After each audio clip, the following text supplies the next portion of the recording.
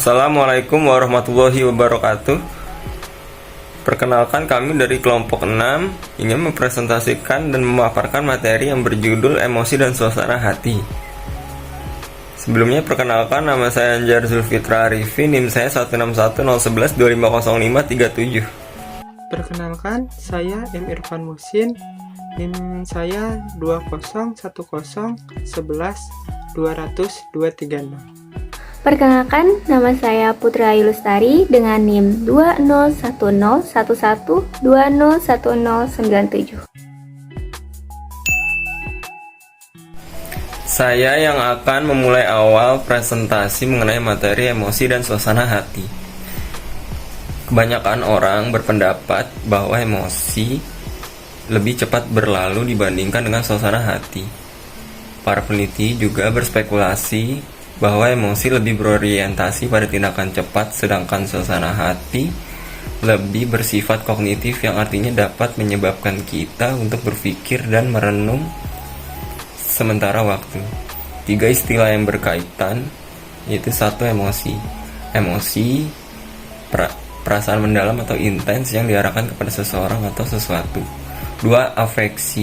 Afeksi perasaan yang dialami seseorang berbentuk emosi ataupun suasana hati. Yang ketiga yaitu suasana hati atau moods, perasaan yang cenderung kurang mendalam ketimbang emosi dan tanpa stimulus kontekstual. Apa itu emosi? Emosi atau emotion adalah perasaan-perasaan intens yang ditujukan kepada seseorang atau sesuatu, atau reaksi terhadap seseorang. Pengalaman secara signifikan mempengaruhi perkembangan dan kedewasaan emosional. Sekian dari saya, terima kasih. Selanjutnya yaitu, apa sih suasana hati? Suasana hati yang sering kita kenal dengan sebutan mood, yaitu perasaan yang kurang intens dibandingkan emosi dan seringkali muncul tanpa sebuah peristiwa spesifik sebagai stimulus. Emosi dapat berubah menjadi suasana hati ketika kita kehilangan fokus pada kejadian atau objek yang mencetuskan perasaan tersebut. Namun, suasana hati yang baik atau buruk dapat membuat kita lebih emosional sebagai respons pada suatu kejadian. Selanjutnya, fungsi dari emosi dan suasana hati. Kita membutuhkan emosi untuk berpikir secara rasional. Charles Darwin mengambil sebuah pendekatan yang lebih luas dalam The Expression of the Emotion in Man and Animals. Darwin menyatakan bahwa emosi berkembang seiring waktu untuk membantu manusia dalam memecahkan masalah. Emosi dan suasana hati sangatlah berguna karena untuk memotivasi orang untuk terlibat dalam tindakan-tindakan penting agar dapat bertahan hidup.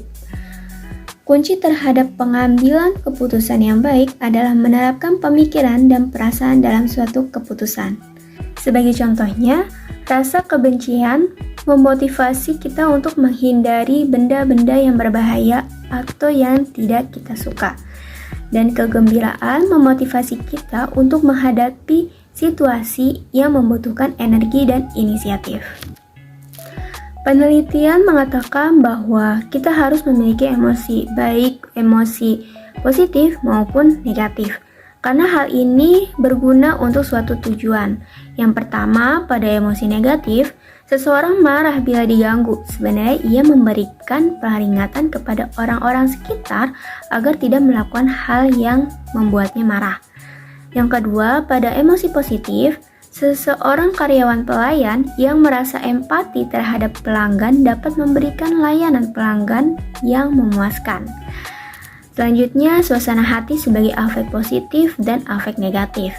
Yang pertama, pada afek positif, sebagai suatu dimensi suasana hati yang terdiri atas emosi-emosi positif seperti bersemangat, kewaspadaan, kegembiraan pada ujung tertinggi, serta kebosanan, depresi, dan kelesuhan pada ujung terendah. Yang kedua, pada afek negatif, yaitu dimensi suasana hati yang terdiri atas kegugupan, stres, kecemasan pada ujung tertinggi, dan kepuasan, ketenangan, kedamaian pada ujung terendah. Selanjutnya, perbedaan emosi dan suasana hati. Ciri yang pertama pada emosi yaitu disebabkan oleh kejadian spesifik, seperti tiba-tiba ada teman kita yang mengganggu kita dan akhirnya kita marah. Atau kita merasa kaget ketika kita mendengar sesuatu yang benar-benar mengagetkan kita. Yang kedua, sangat cepat durasinya dalam hitungan detik maupun menit. Yang ketiga, spesifik dan banyak, seperti kemarahan, rasa takut, kesedihan, kebahagiaan, rasa jijik, maupun rasa terkejut. Yang keempat yaitu biasanya disertai ekspresi wajah yang jelas. Jadi, sekitar kita mengetahui kalau kita sedang marah, sedih, terkejut, ataupun yang lainnya, karena menunjukkan ekspresi yang jelas. Yang kelima, berorientasi tindakan. Selanjutnya, ciri-ciri pada suasana hati. Yang pertama, penyebabnya sering kali umum dan tidak jelas. Yang kedua, berakhir lebih lama dari emosi, yaitu berjam, berhari-hari, maupun berminggu-minggu. Yang ketiga, lebih umum, yaitu dua dimensi utama, afeksi positif dan afeksi negatif yang terdiri dari berbagai emosi spesifik. Yang keempat, biasanya tidak diindikasikan oleh ekspresi yang jelas. Jadi, seseorang tidak mengetahui apakah kita sedang marah, ataukah kita sedang sedih, atau yang lainnya. Yang kelima, bersifat kognitif. Selanjutnya ada sumber-sumber emosi dan suasana hati. Terdapat beberapa hal yang menjadi pengaruh utama datangnya emosi dan suasana hati, yaitu sebagai berikut. Yang pertama itu kepribadian. Kepribadian adalah keseluruhan cara individu bereaksi dan berinteraksi dengan individu lain. Beberapa orang merasa bersalah dan merasakan kemarahan yang lebih mudah dibandingkan dengan orang lain. Orang lain mungkin merasa biasa saja dan santai dalam menghadapi situasi tersebut. Dengan kata lain, suasana hati dan emosi memiliki sebuah komponen ciri pada mereka yang sebagian besar orang mempunyai kecenderungan tetap untuk mengalami suasana hati dan emosi tertentu. Yang kedua itu stres. Stres mempengaruhi emosi dan suasana hati. Di tempat kerja misalnya, tingkat stres dan ketegangan yang menumpuk di tempat kerja dan memperburuk suasana hati karyawan sehingga menyebabkan mereka mengalami lebih banyak emosi negatif. Yang ketiga itu tidur. Suasana hati juga dapat dipengaruhi oleh kualitas tidur. Kualitas tidur yang buruk akan menyebabkan suasana hati yang buruk pula, sehingga hal tersebut akan memperburuk pengambilan keputusan dan membuatnya sulit untuk mengontrol emosi.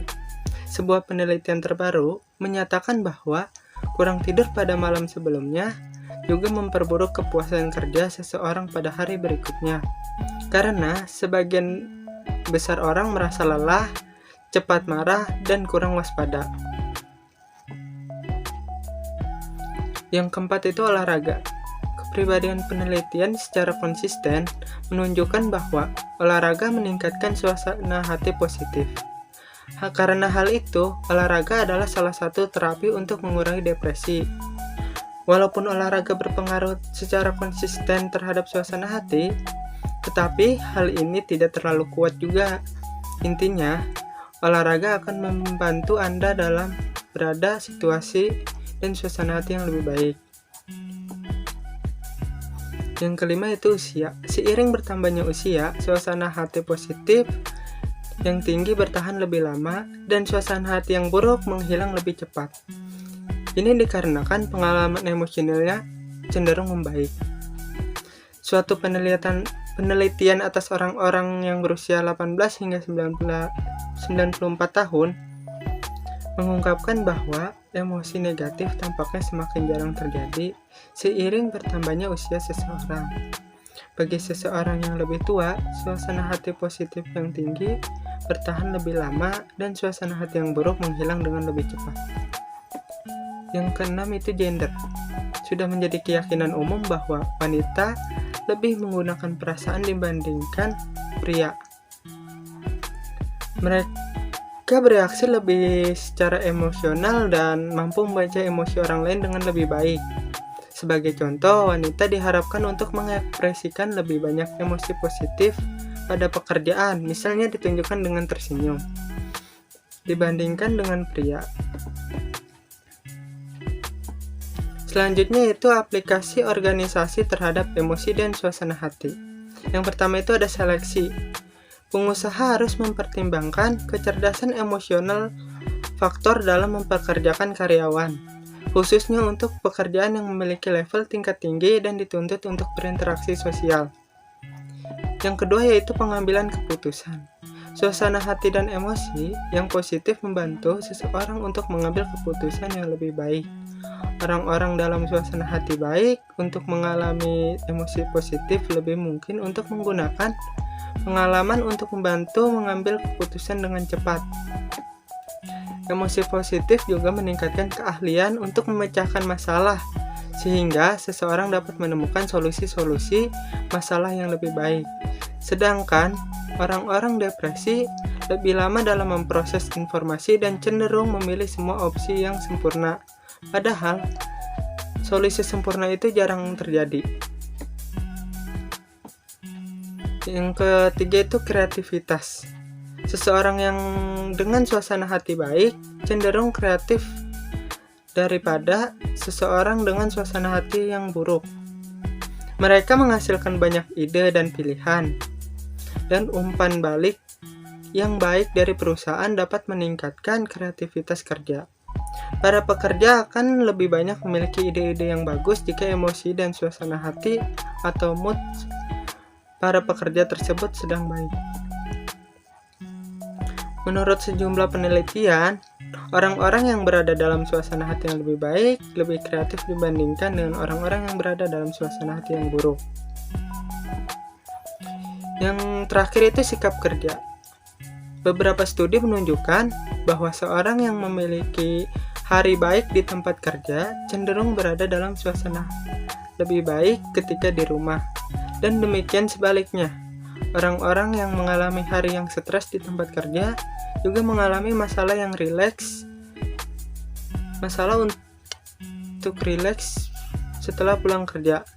Emosi yang didapat di tempat kerja bisa terbawa hingga pekerja tersebut pulang ke rumahnya. Namun biasanya emosi tersebut jarang terbawa di tempat kerja pada hari berikutnya.